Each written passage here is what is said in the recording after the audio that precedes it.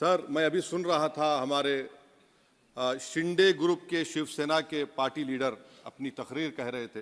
कहा कि 6 दिसंबर में जब बाबरी मस्जिद को शहीद किया जा रहा था तो उस वक्त के वजीर आज़म नरसिम्हा राव पूजा कर रहे थे, आप ही ने कहा, और कहा कि वो डिस्टर्ब नहीं करना। तो ये बड़ा अजीब मौका है कि बीजेपी की ताईदी पार्टी ये कह रही है कि नरसिम्हा राव ने कहा कि मुझे डिस्टर्ब मत करो, मैं पूजा कर रहा हूं, और जिसने रथ यात्रा निकाला, इन दोनों को मोदी सरकार ने इस मुल्क का सबसे बड़ा सिविलियन अवार्ड दे दिया, सबसे बड़ा सिविलियन अवार्ड दे दिया। तो ये बताता है कि इंसाफ जिंदा है या जुल्म को बरकरार रखा जा रहा है। तीसरी बात यह है कि सर, इस ऐवान में सियासी पार्टियां आएंगी, चले जाएंगी, आप आए, मैं आया, हम भी चले जाएंगे, मैं इस जमीन की गिजा बन जाऊंगा, ये ऐवान तो बाकी रहेगा। मगर सर, मैं ताजुब कर रहा हूं कि लोकसभा मुख्तलिफ आवाजों में कैसे बोल सकता है। लोकसभा तो एक ही आवाज में बोलना चाहिए, और लोकसभा भी भारत के संविधान आइन के बेसिक स्ट्रक्चर का ताबे है। और सर, ये इसलिए कह रहा हूं कि 16 दिसंबर को ये ले कर देता हूं, 16 दिसंबर 1992 को इसी लोकसभा ने एक रेजोल्यूशन पास किया था। आप इजाजत दीजिए तो मैं पढ़ता हूं सर। दिस हाउस, अच्छा, ये गुलाम नबी उस वक्त के मिनिस्टर थे, आज नहीं है, उनका नाम नहीं लेना चाह रहा था। This House strongly and unequivocally condemns the desecration and demolition of the Babri Masjid at Ayodhya by and at the instigation of forces represented among others by VHP, RSS and the Bajrang Dal, which has caused communal violence in the country. Such act of vandalism was carried out not only in violation of order of the Supreme Court, but amounted to an attack on the secular foundations of our country. This House expresses anguish at the happenings and wishes to reiterate its resolve that it will ceaselessly endeavor to uphold the secular and democratic traditions of our country and for the maintenance of rule of law. और एक paragraph है, नहीं पढ़ूंगा। मैं ताजुब कर रहा हूं कि जब इस ऐवान ने एक रेजोल्यूशन पास किया तो हुकूमत आएगी जाएगी, और हुकूमत, ये मोदी हुकूमत जश्न मना रही है जो 6 दिसंबर को हुआ। तो ये एक बात है सर। चौथी बात यह है कि सर, नहीं, 6 दिसंबर के ऊपर कोई जश्न नहीं है। राम मंदिर के निर्माण की जो प्रतिष्ठा हुई है उसको संबोधन कर रहे हैं, और वो सर्वोच्च न्यायालय के द्वारा तथ्यों के आधार पर दिए गए निर्णय के कारण से हुआ है। सर्वोच्च न्यायालय का निर्णय है, तथ्यों के आधार पर निर्णय है। वो विषय आपने बोल दिया, ठीक है, ओके। परंतु जो मंदिर का निर्माण है वो नियमानुसार सर्वोच्च न्यायालय के निर्णय से तथ्यों को देख करके। एक सेकंड, आप इस्लाम के बहुत जानकार हैं, विद्वान हैं वैसे भी, अब कानून के, यदि किसी अन्य धर्म के स्थान पर मस्जिद बनाई जाए तो शायद उसको मान्य नहीं किया जाता। अभी एएसआई ने, सुप्रीम कोर्ट ने स्वीकार किया है कि वहां पर राम मंदिर था। तो इस विषय केवल यह है कि वहां पर राम मंदिर ठीक बना कि नहीं बना, वो विषय हो गया। तो कृपया इस पर यदि आप कुछ बोले तो बोलें प्लीज। सर, मैं आपको गलत साबित कर दूंगा सर भी। और मैंने रुक तो जाइए बड़ी इज्जत के साथ सर, मैं आपकी बड़ी इज्जत करता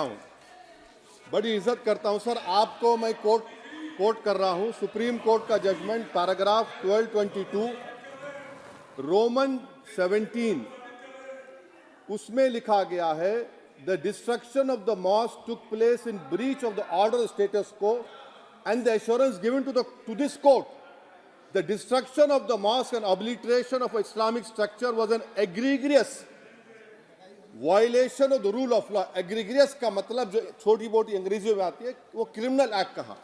और सर, आपने कहा था कि वहां पर मंदिर को तोड़कर बनाया गया। सर, मैं आपके सामने ये तमाम चीजें लेकर दूंगा, सुप्रीम कोर्ट के जजमेंट के पैराग्राफ्स हैं जिसमें सुप्रीम कोर्ट ने एएसआई की रिपोर्ट को नकारा। उन्होंने कहा कि मंदिर को तोड़कर मस्जिद नहीं बनाई गई थी। सुप्रीम कोर्ट ने कहा, सुप्रीम कोर्ट ने कहा। अब और मैं रख दूंगा, आप पढ़ लीजिए। अच्छा सर, मैं अपनी तकरीर पर आ जाता हूं। मैं अपनी तकरीर पर आ जाता हूं सर। तो मैं अपनी बात कर देता हूं सर। तो मैं ये पूछना चाह रहा हूं कि क्या मोदी सरकार एक समुदाय, एक मजहब की सरकार है या पूरे देश के मजाहिब को मानने वालों की सरकार है? जिसको नहीं मानते उनकी सरकार है, हमको बता दीजिए। क्या मोदी सरकार सिर्फ एक फिक्र और नजरिया हिंदुत्व की सरकार है? क्या इस देश का, इस गवर्नमेंट ऑफ इंडिया का कोई मजहब है? इस वतन अजीज सबके मजहब को मानता है। सर, मेरा मानना है कि इस देश का कोई मजहब नहीं है। क्या ये सरकार 22 जनवरी का पैगाम देकर ये बताना चाहती है कि एक मजहब को दूसरे मजहब के मानने वालों पर गलबा और कामयाबी मिली? क्या आइन इसकी इजाजत देता है? क्या ये पैगाम आप जब ऐवान से दे रहे हैं तो 17 करोड़ मुसलमानों को आप क्या पैगाम दे रहे हैं? ये मैं आप पर छोड़ता हूं। सर, 49 में धोखा हुआ, 86 में धोखा हुआ, 92 में धोखा हुआ, 2019 और 22 में भी इस ऐवान के जरिए हमको धोखा दिया जा रहा है। और अफसोस के साथ कहना पड़ता है सर कि मुस्लिम अक़लियत को हमेशा ये कहा गया कि तुमको भारत के शहरी बरकरार रहने के लिए एक बहुत बड़ी कीमत तुमको चुकानी पड़ेगी, और हम पर इल्जाम लगा दिया गया। सर, क्या मैं बाबर का स्पोक्स पर्सन हूं? क्या मैं जिना का स्पोक्स पर्सन हूं? क्या मैं औरंगजेब का स्पोक्स पर्सन हूं? बताइए सर, आखिर मैं कहां तक आप मुझे लेकर जाएंगे? दूसरी बात यह है सर, दूसरी बात यह है कि फिर 6 दिसंबर के बाद देश में फसाद हुआ, नौजवानों को टाडा में डाला गया जो बूढ़े होकर निकले। यकीनन आपकी सरकार नहीं थी, आपकी सरकार नहीं थी। अच्छा, बल्कि मैं तो मर्यादा पुरुषोत्तम राम की इज्जत करता हूं, मगर मैं नाथूराम गोडसे से नफरत करता हूं। मेरी नस्लें नफरत करती रहेंगी क्योंकि नाथूराम गोडसे ने उस शख्स को गोली मारी जिसके जबान से आखिरी लफ्ज निकले हे राम।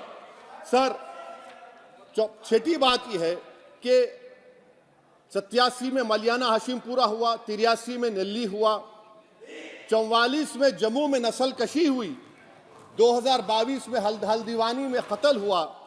इतने धोखे सबसे बड़े किसको दिए गए? असदुद्दीन ओवैसी को दिए गए। मगर फिर भी मुझसे ही कहा जाता है कि वफादारी को तुम साबित करो अपनी ओवैसी। सर, आज भारत के 17 करोड़ मुसलमान अपने आप को अजनबी और एलिनेट महसूस कर रहे हैं। मैं बहुत बड़ी नाइंसाफी होती है।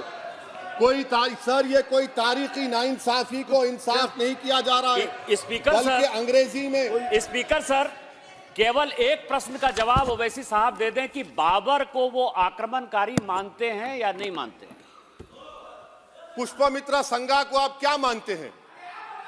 बताओ, पुष्पमित्रा संघा को आप क्या मानते हैं? जम्मू के वो, कश्मीर के वो राजा को क्या मानते हैं जिसके पास एक फौज थी मंदिरों को तोड़ने के लिए? आप क्या मानते हैं?